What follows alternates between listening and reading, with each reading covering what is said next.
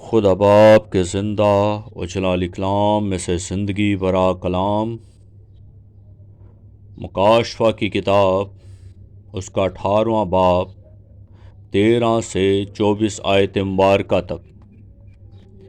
اور دال چینی اور مسالے اور عود اور عطر اور لبان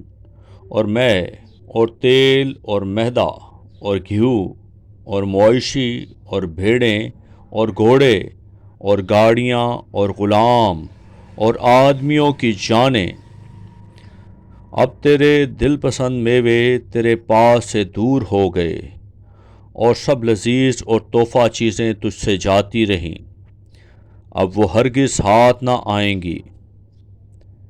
ان چیزوں کے سوداگر جو اس کے سبب سے مالدار بن گئے تھے، اس کے عذاب کے خوف سے دور کھڑے ہوئے روئیں گے اور غم کریں گے، اور کہیں گے افسوس افسوس، وہ بڑا شہر جو مہین کتانی اور ارغوانی اور کرمسی کپڑے پہنے ہوئے اور سونے اور جواہر اور موتیوں سے آراستہ تھا، گھڑی ہی بھر میں اس کی اتنی بڑی دولت برباد ہو گئی، اور سب ناخدا اور جہاز کے سب مسافر اور ملاح اور جتنے سمندر کا کام کرتے ہیں، جب اس کے جلنے کا دھواں دیکھیں گے تو دور کھڑے ہوئے چلائیں گے اور کہیں گے کون سا شہر اس بڑے شہر کی مانند ہے،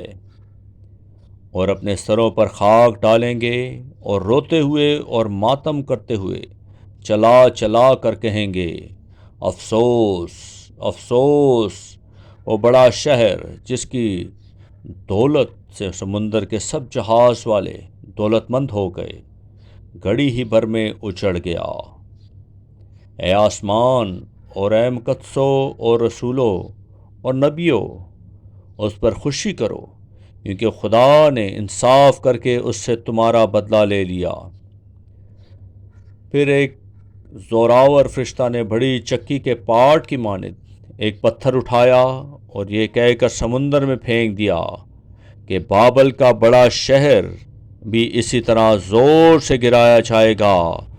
اور پھر کبھی اس کا پتہ نہ ملے گا۔ اور بربت نوازوں اور مربتوں اور بنسلی بجانے والوں اور نرسنگا پھونکنے والوں کی آواز پھر کبھی تجھ میں سنائی نہ دے گی، اور کسی پیشے کا کاریگر تجھ میں پھر کبھی پایا نہ جائے گا، اور چکی کی آواز تجھ میں پھر کبھی نہ سنائی دے گی، اور چراغ کی روشنی تجھ میں پھر کبھی نہ چمکے گی، اور تجھ میں دولہے اور دلہن کی آواز پھر کبھی نہ سنائی دے گی، کیونکہ تیرے سوداگر زمین کے امیر تھے، اور تیری جادوگری سے سب قوم میں گمراہ ہو گئی۔ اور نبیوں اور مقدسوں اور زمین کے اور سب مقتولوں کا خون اس میں پایا گیا۔